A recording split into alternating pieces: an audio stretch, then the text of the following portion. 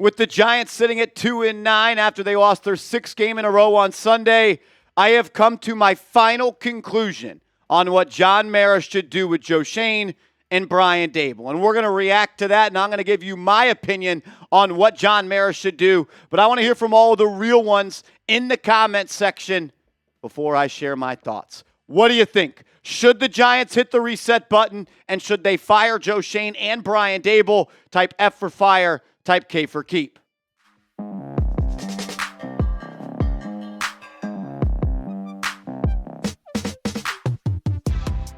You're watching Giants Now by Chat Sports. I am your host, Marshall Green.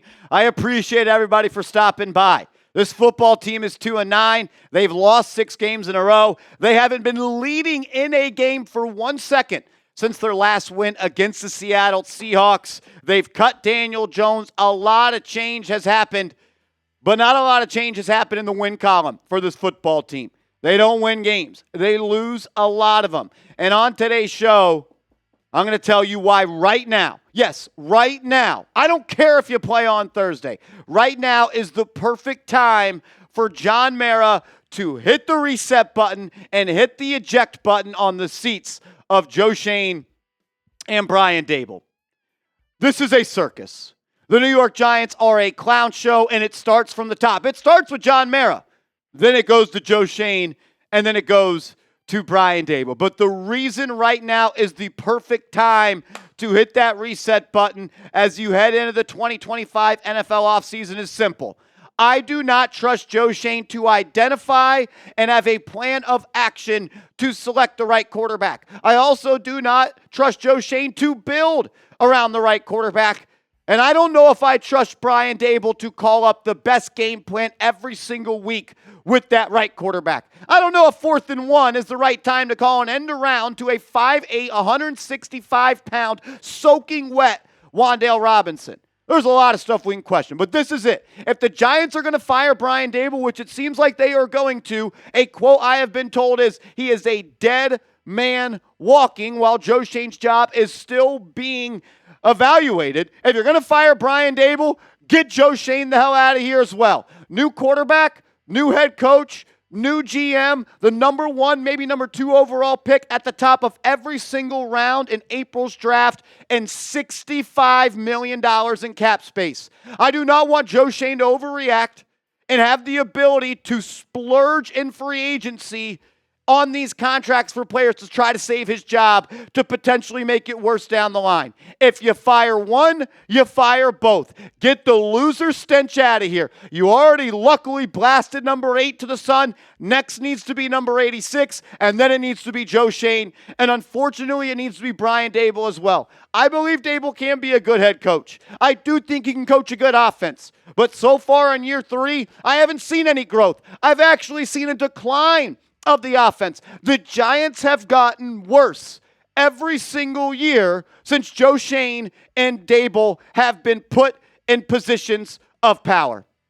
Think about that. The last man to make moves for this organization was Dave Gettleman, one of the worst general managers of all time.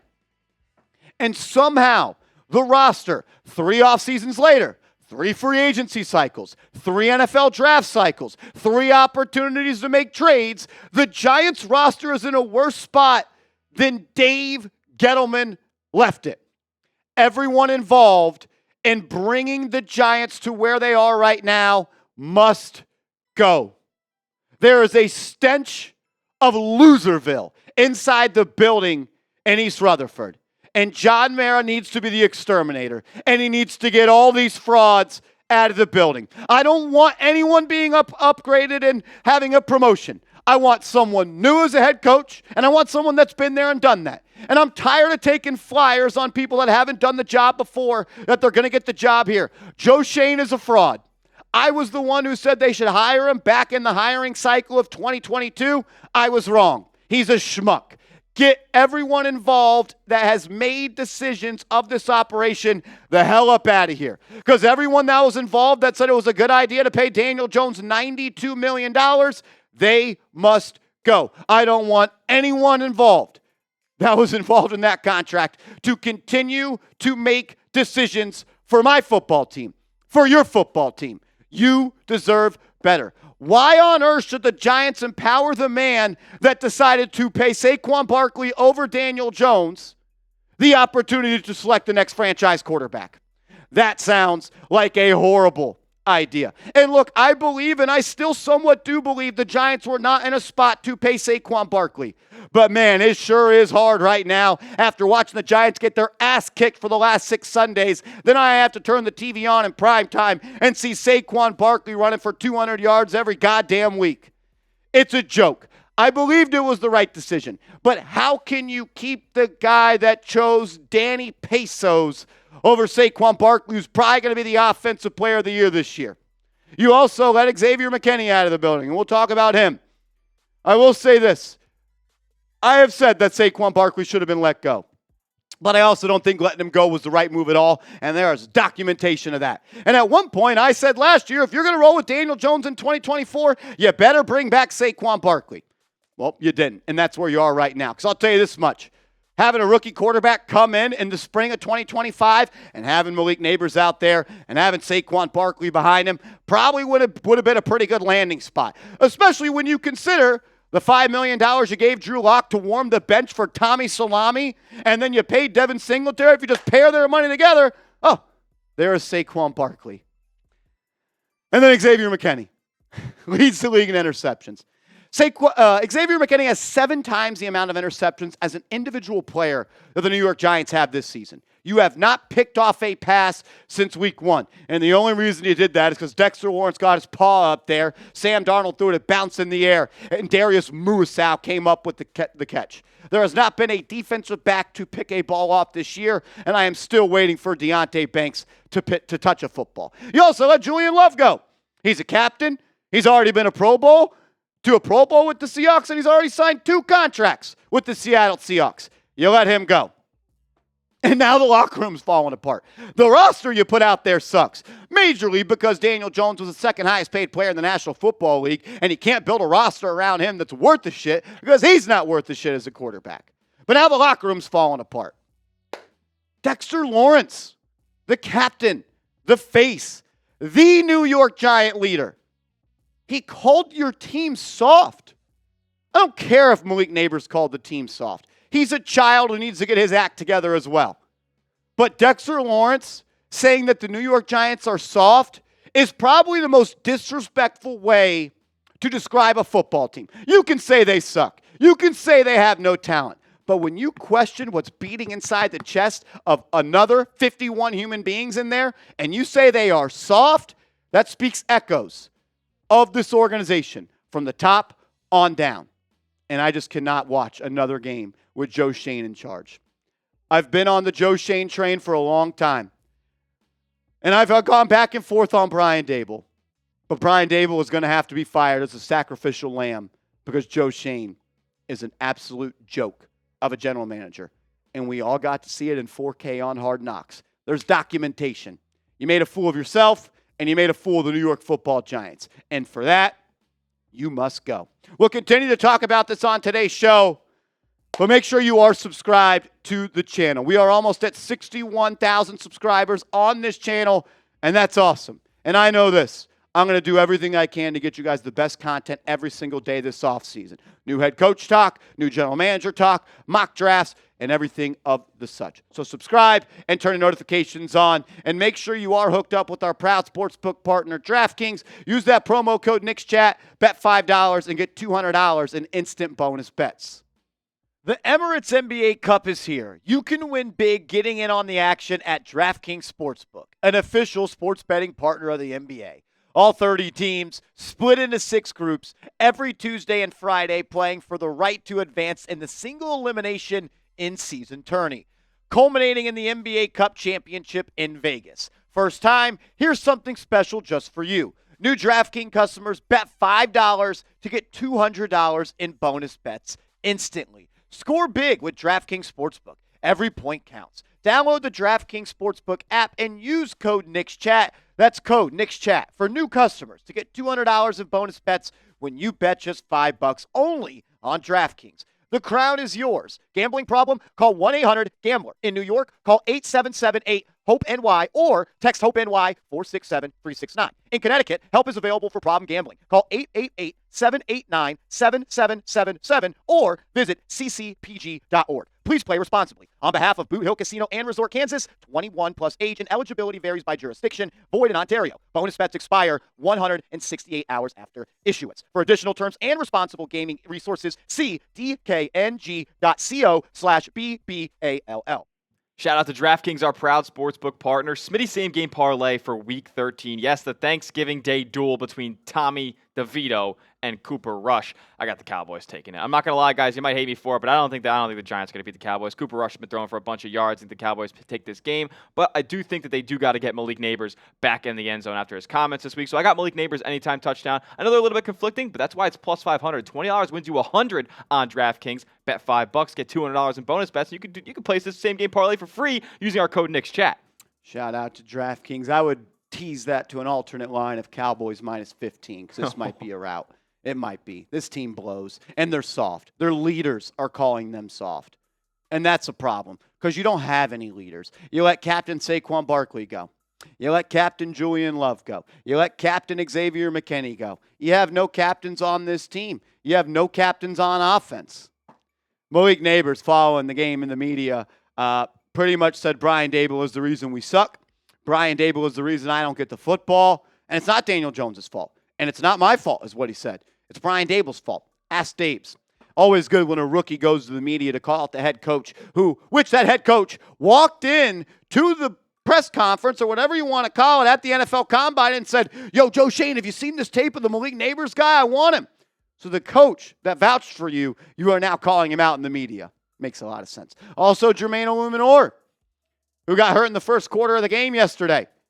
He questioned the team's effort. He said, not everybody in this locker room is given 100%. And what I would say to Jermaine Illuminor is put a stamp on it. Put a name on it. Because it's super easy to call out your teammates to the media when you don't hold anybody accountable. Either be a leader and call them out publicly or just shut the hell up. Because what are you doing? You're just stirring up the fire. Brian Burns has been very vocal about this team. He's called this team immature. He was asked about being down 30-0 yesterday, and he said, it was ass. You know what else is ass? This front office, this coaching staff, and this roster. And we all saw the benching of the Daniel Jones reaction. Nobody said it was the right move. Brian Burns didn't like it. Dexter Lawrence didn't like it. Everyone didn't like it. And you know what? I'm actually going to say this. That was soft as hell from anybody in this locker room that went out to publicly defend Daniel Jones over having the back of your head coach and your football team. You know why? Because Daniel Jones never had the back of this football team. In fact, in his last 17 games as a starter, the New York Giants were 3-14. Why are we so heartbroken and upset for a guy that did a terrible job, for a guy that stole money from you guys? $92 million. You weren't able to keep Saquon Barkley because of Daniel Jones. You weren't able to keep Xavier McKinney because of Daniel Jones.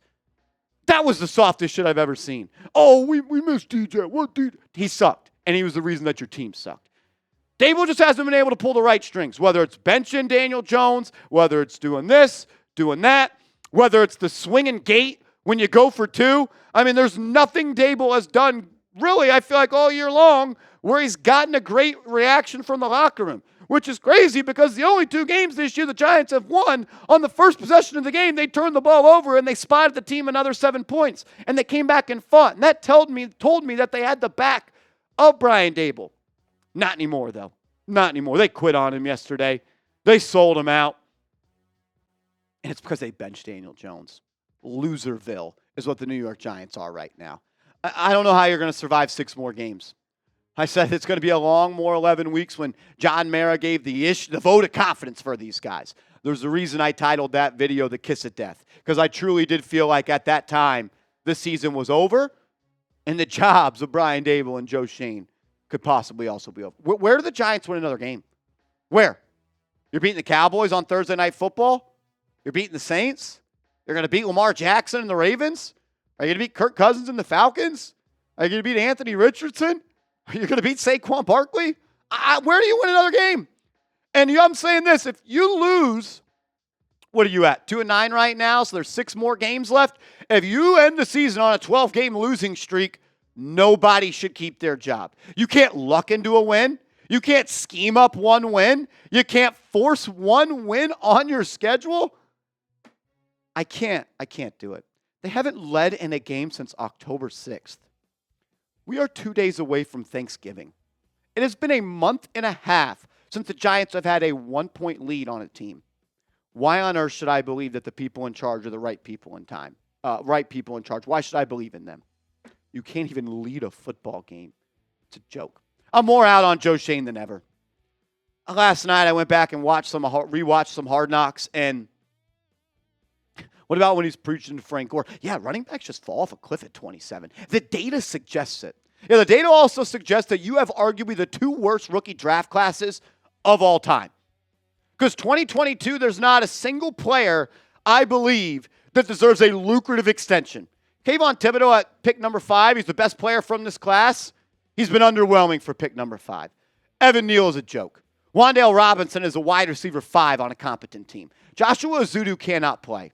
Cordell Flott is getting subbed out for Adoree Jackson on 3rd downs. Daniel Bellinger is behind a man by the name of Chris Manhertz on the depth chart. Dane Belton doesn't play. Micah McFadden is your best pick, and he's a rotational linebacker. DJ Davidson doesn't play. Marcus McKeithen and Darian Beavers are already off the roster. You threw 11 darts in 2022, and the only one that hit was Kayvon Thibodeau, and I'm not sure how much of a dog he actually is. It got worse in 2023. Deonte Banks stinks. John Michael Schmitz is a 35-year-old second-year player who's never going to get better. Jalen Hyatt can't run any route except a go route. Eric Gray is awful. Trey Hawkins came from Old Dominion, and he can't play in this league. Jordan Riley is no good. Javarius Owens is off the team. And oh, yeah, you traded up for Deonte Banks over selecting Joey Porter Jr. at that spot. And you traded up for Jalen Hyatt. And then for the people just on their knees gushing about this 2024 draft class, is it really that special? Has Tyler Nubin touched a football this year? Has Tyler Nubin made a play that anybody remembers? Andrew Phillips was cool through the first 8 weeks. He's been torched in coverage the last 5. Theo Johnson has the highest drop rate in the National Football League. You hit on Tyrone Tracy in round 5. I freaking hope a 25-year-old running back would be able to come into the NFL and be successful. He's also got a fumbling problem. 3 fumbles in the last 20 touches for the kid. And Darius Moose looked like a rag doll on the field yesterday, getting dragged by Bucky Irving. That 2024 draft class is overrated, just like Joe Schoen and just like this football team. If I had to pick one to keep, give me Brian Daboll. But I don't want anyone else here.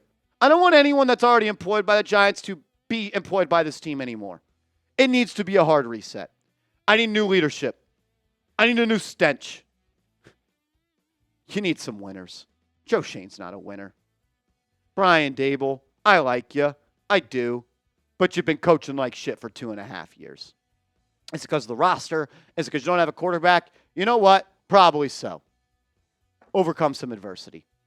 Lead in a football game one time since October 6th. It's not that fucking hard. The Carolina Panthers just almost beat the Kansas City Chiefs. Oh, yeah, and you lost to the Carolina Panthers. You got blown out. This is rock bottom. This is rock bottom.